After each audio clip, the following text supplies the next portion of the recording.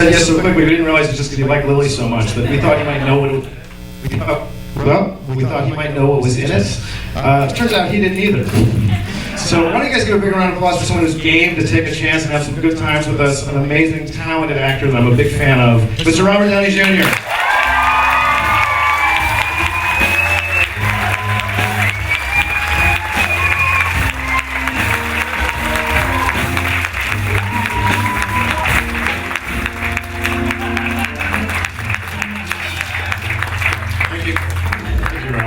So I already gave away my first question, which was, what did you know about this time capsule? Spaced out front, which apparently was nothing. Well, my fantasy was that 20 years ago, the Chaplain Estate had donated all sorts of costume items and personal jewelry, and then we'd go through together and dig it up. Okay, I think that's a good plan. We can give away percentages. Let's see, where is this thing? Somebody bring it out. Bring it out. Now, we're opening it 5 years early because we don't care. It said, to be opened in 2017, R. Downey Feathers. I don't know what feathers are. That's one of my fan group. Oh, that makes sense. All right, so we're getting closer to solving the mystery. There's signatures all over it. Very original title, by the way, I think. Yeah. And does anybody got some bolt cutters? Let's not have him do the honors. Let's make this happen. This big on the strapping stage? man. All right, okay. This would be great. Let's figure out what's in this We thing. had a lot of rehearsal time for this. They're still building the sign. Ready? Here we go. All right. Yeah. Oh, yeah. Oh, maybe not.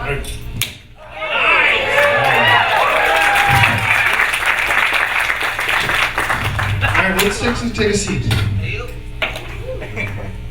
I don't know if the bar's open because the light's not on. Have you been to the silent movie theater before? Yeah, I've definitely been here. I didn't know there was so much drama associated with the place, though I may now recall. But yeah, I was here probably 15, 20 years ago. Oh, so you didn't hear about you can just say it, the murder.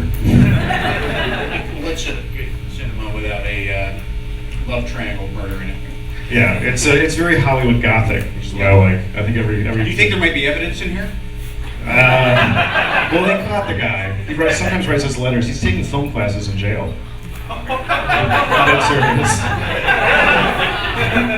He was very passionate. It was the projectionist. It was a hired hit by the projectionist, from what I understand, who was the lover of the owner. So it's like a gay noir. Tall. Are you curious to do? So you thought maybe it would be Chaplin's? I'm sure it would be nothing launch. so interesting. All right, let's see what we're gonna get. As a matter of fact, I'm already bored at the notion of opening it. Did you do? Okay, let's start. We're not going to go through every item. Okay. Well, we don't have time to go through every item. It starts with a calendar. Do we have a camera here so we can get it on the screen for people to see? Boring. Okay. Except, oh my goodness. Welcome to Feather Island. Alright, I'm keeping that. Can we flip through this? Forget it, that's fine. Okay. Yeah. I get the feeling that there's one of those for every, all right, what's going on here? Journey Through Heart Songs by Maddie J. Stepanek. You can have that. Okay. A sealed copy of Two Girls and a Guy. Oh my God. Would anybody like this? I see a hand up in the back row. Whoever's standing back there should have it probably. Let's all get along too. I don't want any infighting. Thank you. Thank you very much.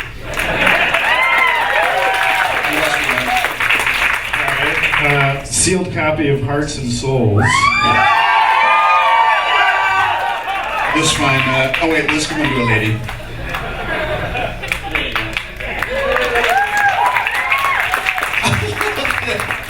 Just randomly deciding who this person. And the rest of it should go to?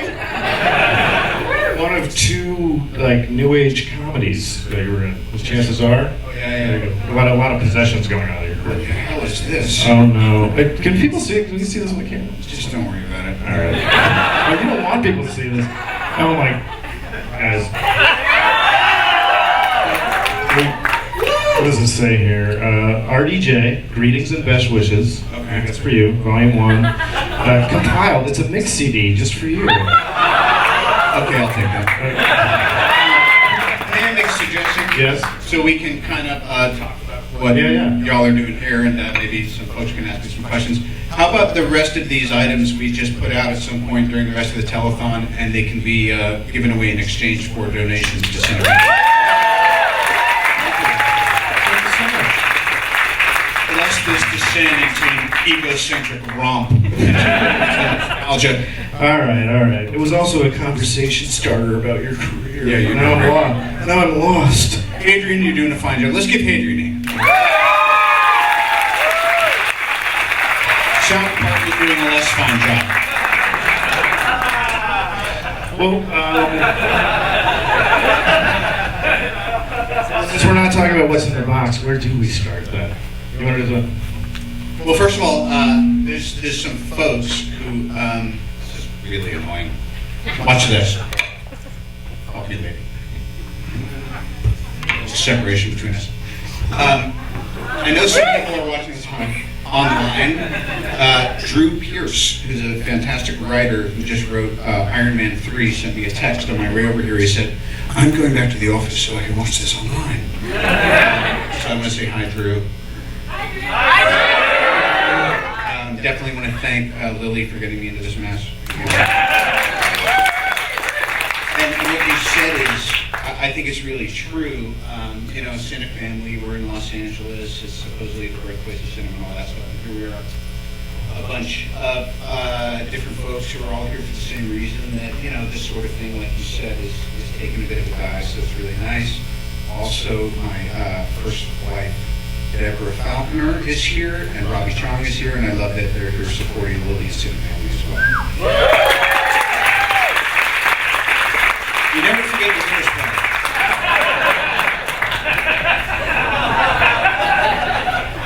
That's how I feel. I will now take questions from my first wife. What do you want to do? Well, my plan was to go through the box, so I guess I'm just spitballing random That's questions. scene work. You come out, you take the scene, you tear it up, and you go, let's shoot. And this fine gentleman, thank you to this fine band as well, by the way. At any point, you feel like underscoring or following the rhythm of what we're saying. Personally, I'm feeling a little bit of a slow, groovy bass line, but whatever. I'm not going to tell you what to do, but my power of suggestion is startlingly acute. Can you do that thing where if we tell a joke, y'all stop suddenly? And then, like, hit the drum bass? But again, that requires, well, we don't need to work. We're working at it on the fly.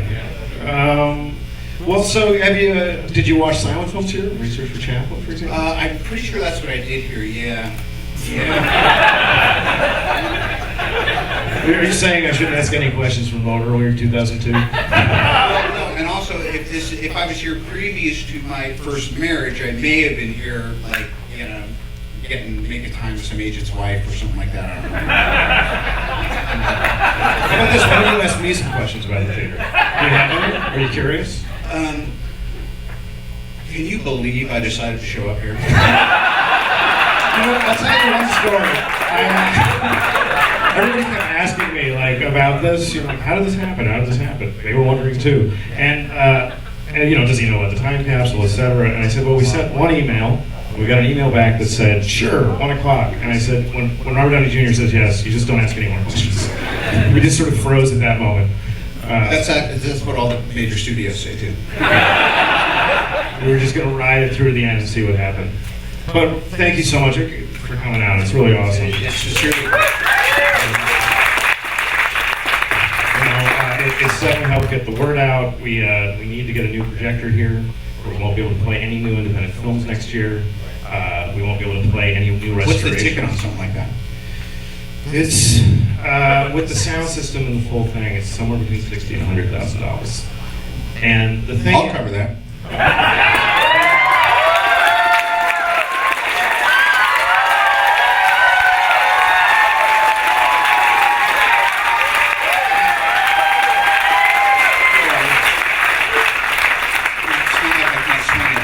What I think is I want to get right bypass the the. telethon got a lot shorter.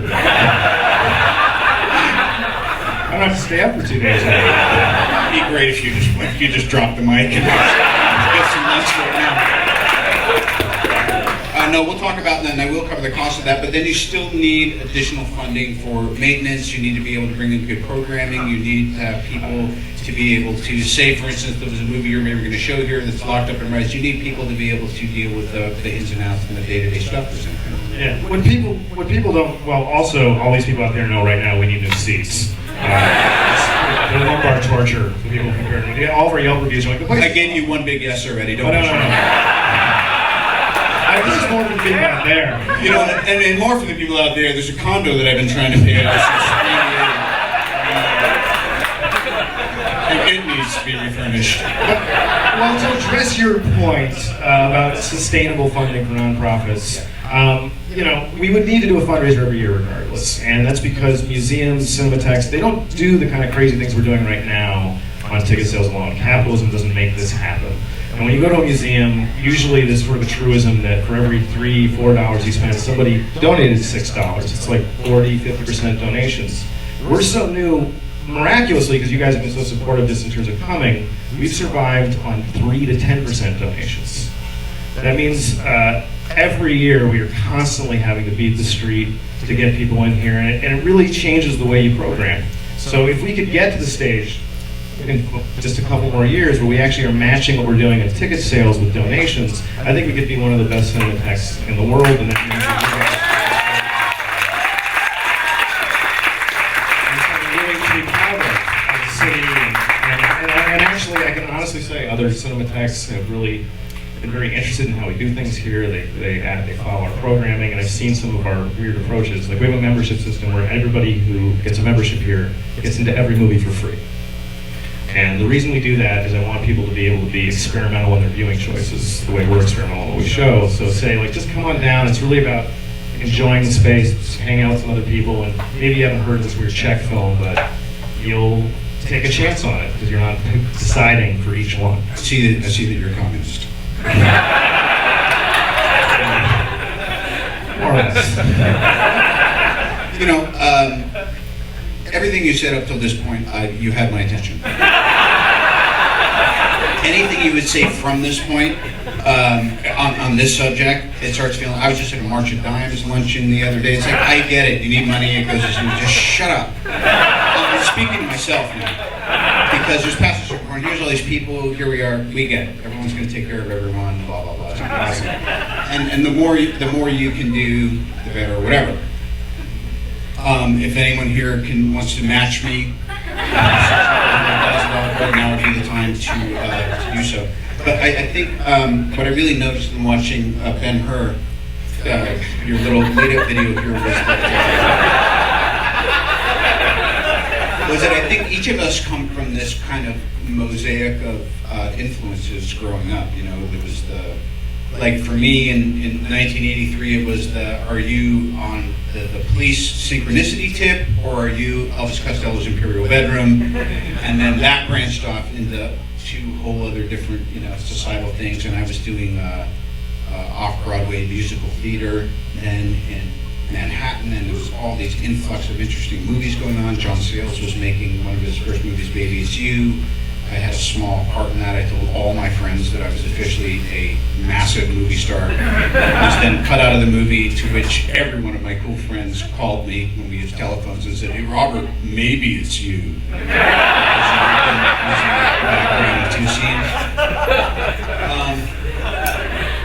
But anyway, Rim shot. Now, when we rehearse for next year, we're going to be right on top of all those kids. We might even have some actual jokes. But anyway, what I'm thinking about is that branching out into what I used to do Fridays and Saturdays down on the A Street Playhouse in New York often when I was 15, 16 years old, was go see Rocky Horror Picture Show. And my dad, who's a filmmaker who would be great to do a retrospective. We have done a full Robert Downey retrospective in this building since we opened. Okay, yes, I think I was aware of that, but maybe We'll do it again. We'll do it with a better sound system.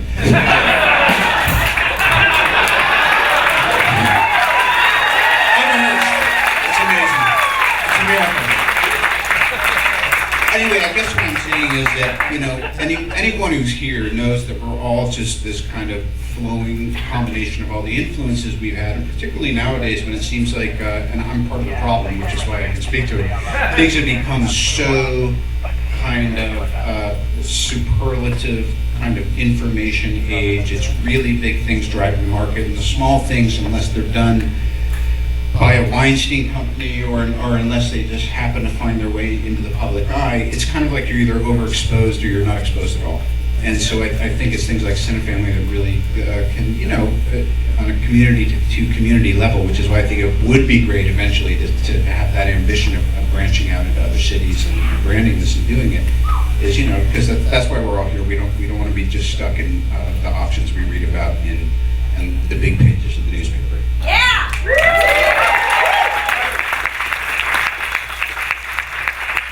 I was about to get boring myself. I realized that I said, let's not get boring, and then I started some potentially boring diatribe. in the 80s and independent. Yeah. Well, I'm glad you're saying that stuff, because this is what we stand by. I want to go back to the Robert Downey Sr. retrospective, though. Yes. Because that, we did have a great time with that, and I would love to see if there's any way to get your dad on a train, because I know he doesn't fly. Yeah. One of my dream retrospectives, I would do the whole thing again if we could get him out here. Yes. I think, The good news is this isn't on like the penthouse, like the Soho house on the top of the building, because he's also not crazy about elevators. As a matter of fact, in case you're wondering, my father is so eccentric that he has been known to sit in the back seat of the car that his wife was driving in Manhattan wearing a helmet. Because he didn't like the way she executed a few driving maneuvers in the Midtown area once. yeah, for those of you unfamiliar with his films, there's incredible out. When He Spoke was incredible. I'm actually, Greaser's Palace, Chafe Deltas, Pound. which you're in like Wand at 6 years old or something. Yeah, it's great. It's great. And we got some new ideas for some stuff we're going to do that maybe we'll talk about in the future.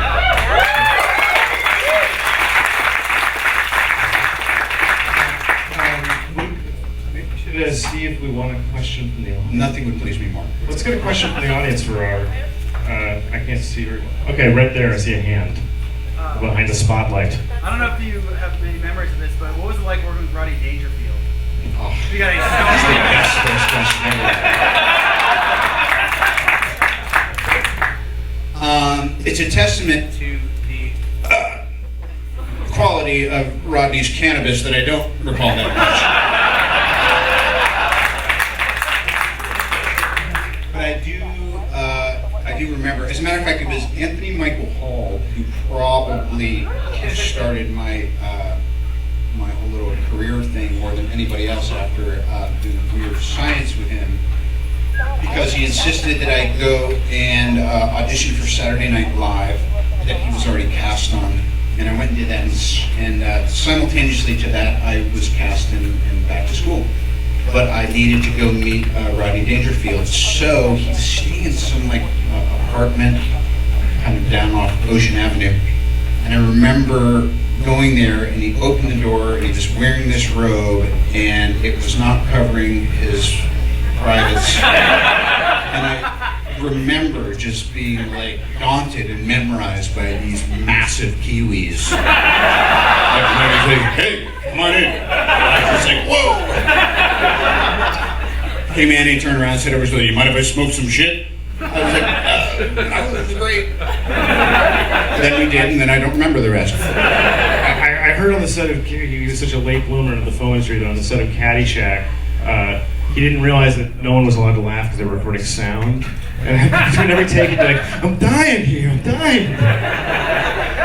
There was also a time, and nowadays in this very corporate, thank God, I wasn't. I was acting out the way I was in the 80s, because nowadays your career would just be over in about a second and a half. But I also remember there was a time we were shooting Back to School, and he was kind of like tired, or he didn't feel like shooting. He goes, "Whoa, I feel like my ankle's swelling up." I was like, looked down, I was, "Really? It looks already." He goes, "No, relax. Oh boy, I don't even know if we may have to shut down for a couple days, you know what I mean?" He wanted a 5-day weekend, so he just created it. Next question for Robert. You're right. From the audience. I see one over here behind the camera. Hi. You've been rumored to be attached to Paul Thomas Anderson's adaptation of Inherent Vice. What can you divulge about that? And I'm obligated to ask another question, my friend texted me. What does Paul Thomas Anderson smell like? Because I'm sure you got a good whiff. Well, first of all, Thomas Pynchon wrote this, he called it a beach read novel called Inherent Vice, about a private detective in Manhattan Beach in 1969 who is trying to uncover this conspiracy with the Golden Fang. It's remarkable, and we've been talking about it for a while.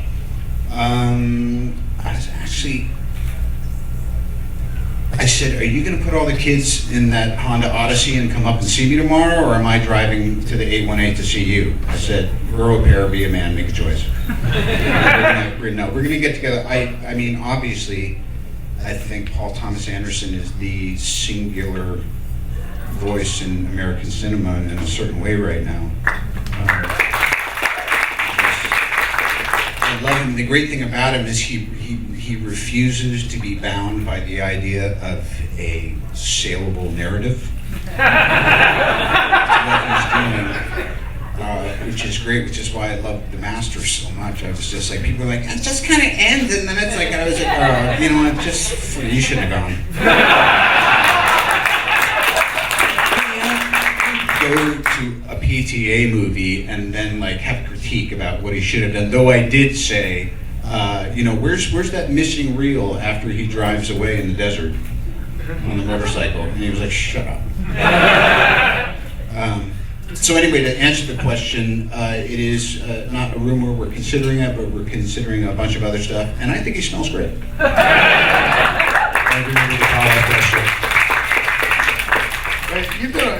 Why don't we pick any one of the movies? What's one of your favorite movies that you worked on, or favorite performances? The one I'm going to do next? Is that just the quick answer? There's nothing you feel great affection towards? I mean, I can say like Kiss Kiss Bang Bang and Quick Fire Road. I actually love the mid-2000s period with like Wonder Boys. It's fantastic. Yeah. Sure. All right. Well, I mean, yeah, you could. Is it about the people you work with or the role? It definitely is. I think also like anything, and I'll use a musical reference again. It's like what was the the CD that came out that summer that you fell in love. So you think about a lot of them are just in the context of big moments, and then relationships or your kids or your dear friends or something great that happened or something tragic that happened. I think it forms a time. Like just out of left field, I would say the reason that I have such like inordinately fond memories of Tropic Thunder is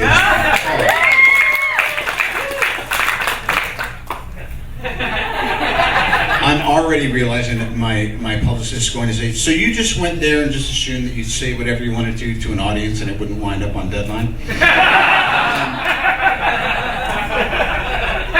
Is that right after I finished Iron Man, I've been talking, I love how Dusty, you guys do need to do a poster. This place is simultaneously so great and so shot out.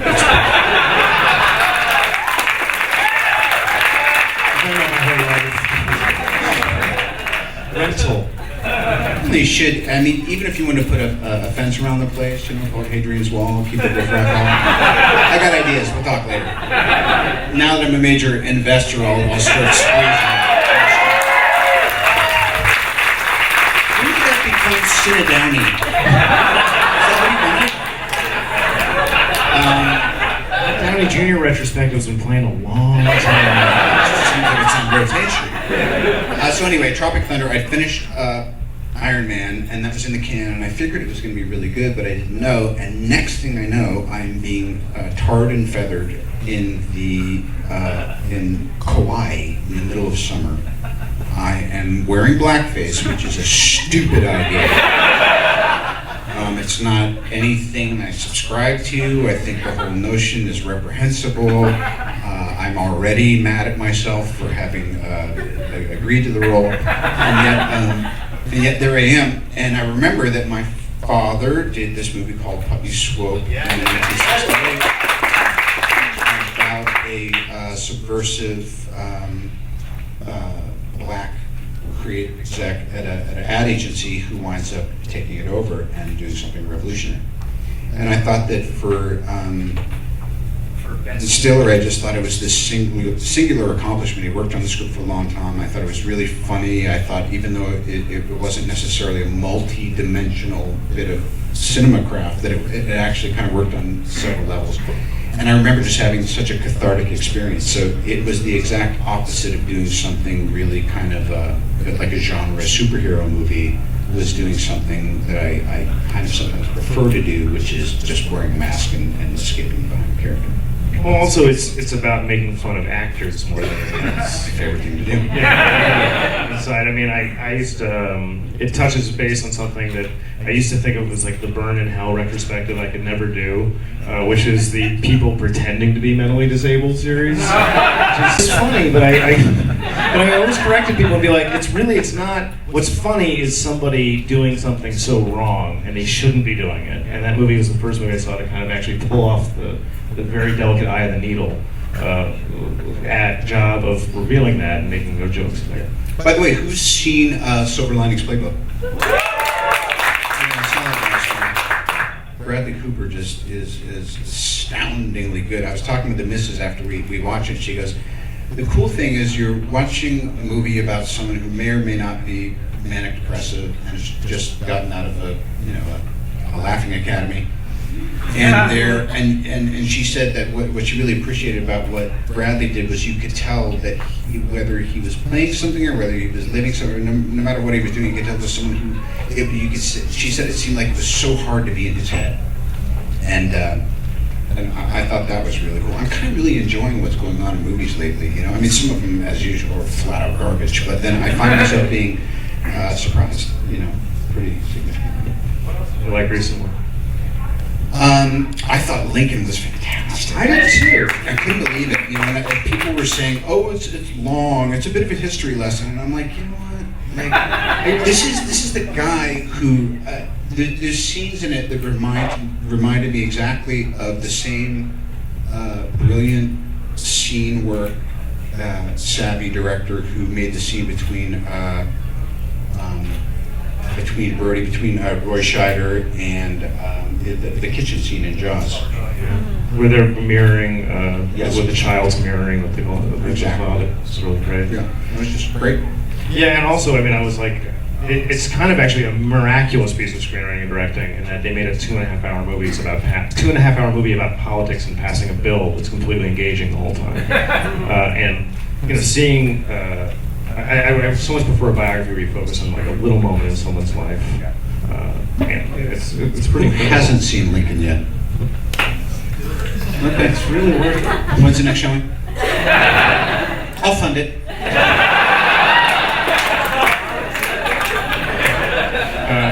Do you like doing parts more where or do you get a particular joy out of impersonations? Because I noticed there's ones where you're sort of playing more yourself. Yeah. And then there's like, you know, these sort of threads like in Hearts and Minds where you're sort of people are possessing you or chances are. Yeah, I can't really do impersonation. Well, maybe I should say, you know what I mean? transformations. Oh yeah, okay, sure. I don't know. What do I know? You know, sometimes I think about it. I have some objectivity about the whole thing, but I just know, like I was saying before, it's like you get an opportunity. You're with a certain group of people that you click with the director in a certain way. You know, you're comfortable in the costume, whatever stuff it is that makes you feel okay in your own skin.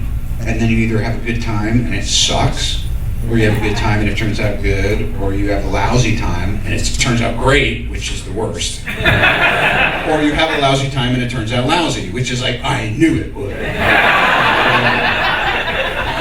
I'd love an example of the second to last, but maybe that's too revealing. Right, I know. Yeah, I am self-aware enough to not just start, you know, taking a battering ram to my own carefully built-up brand.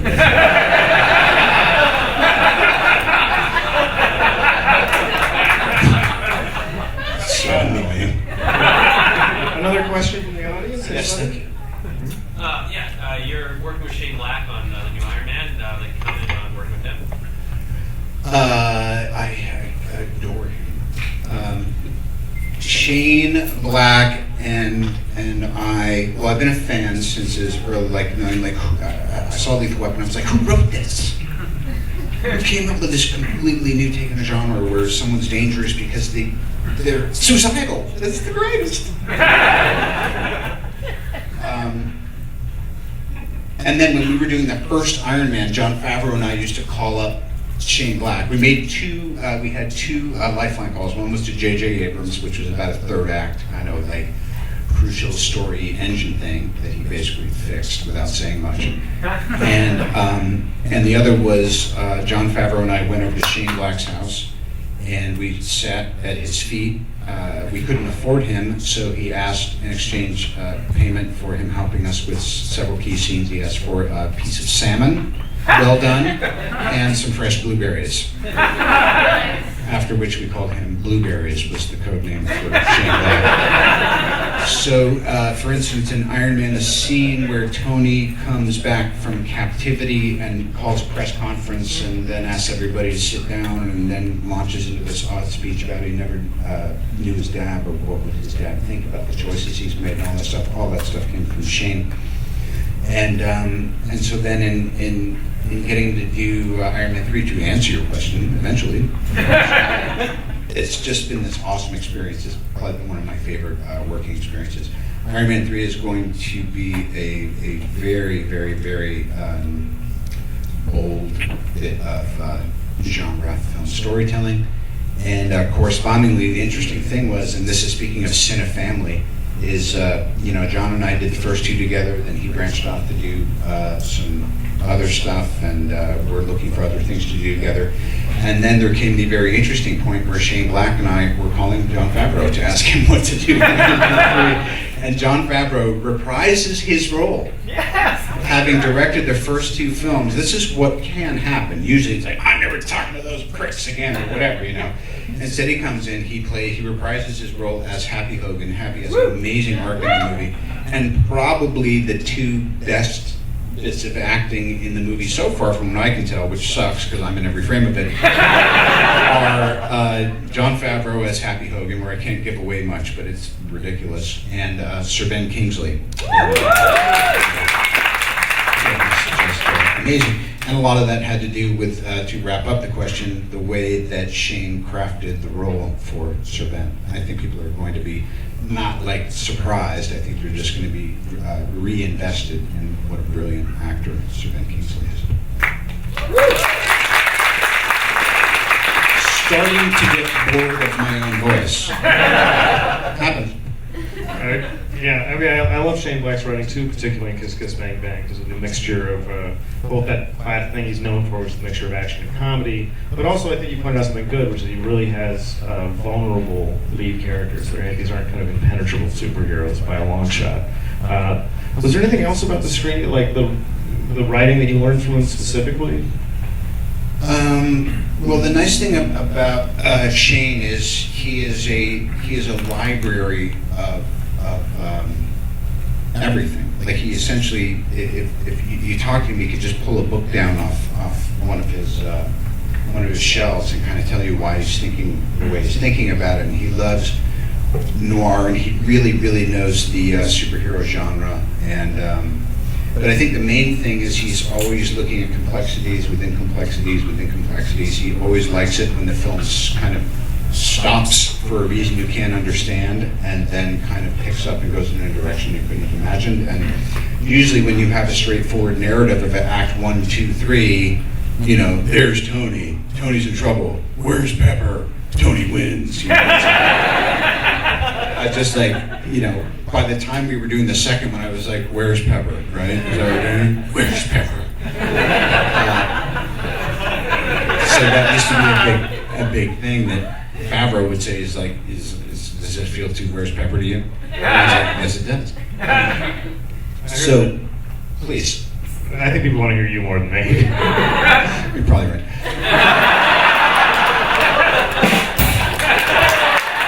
A little late. Not bad though. Shane Black is a genius. The interesting thing is you can take a genius and you put them through the gristle mill of making a big studio movie. So you haven't shot a frame yet, and a year later you're absolutely exhausted and you kind of wish you'd never been in the industry to begin with, because there's all these flaming hoops you have to jump through just to get to shooting your first day. But the nice thing is, I think Kevin Feige and Marvel and now Disney is they're aware that with Shane directing and me as the lead in this film, that the lunatics have officially taken over the asylum. And they are really, I think, gentle and thoughtful and sophisticated in the way they corral us so that we can actually bring a film to market inside of a couple years. You're talking a lot about how to make intelligent mainstream cinema, and you're talking about, like, Baby It's You, John Sayles. So you've kind of existed in both worlds throughout your career. Now that you're making, particularly in the past couple of years, you're making the big blockbusters. Is the goal more to try and make those smarter, or are you interested in sort of going back and also making littler movies with that newfound power to get something made? Well, all I would say, and I think I'm about to get the proverbial yoke around my neck. All I would say is the interesting thing about this kind of rarefied air and where I find myself is that once you're put in a situation where you're operating at a really high corporate level, you kind of forget that there's anything else, and you seek to protect that domain, which is really dangerous. So without saying too much, what I'll be doing next year is doing something much smaller and more intimate with one of my favorite actors of all time, and then I'll be joining up with a director that all of you will be excited about, and retelling a fairy tale from a completely freaked out point of view. So next year I feel like I'm going to do basically Terms of Endearment, and then like it's just a complete commercial freak show, both of which I'm looking forward to. Well, Robert, I really want to thank you for being part of this little freak show.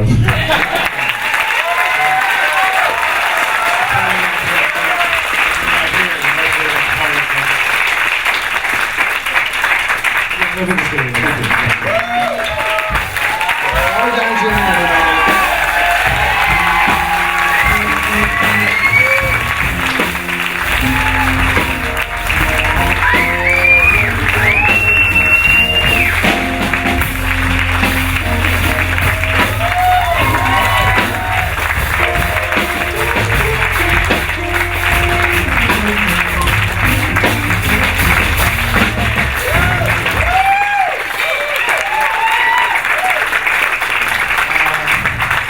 Next up, are we taking a short break, or are we just going right into it?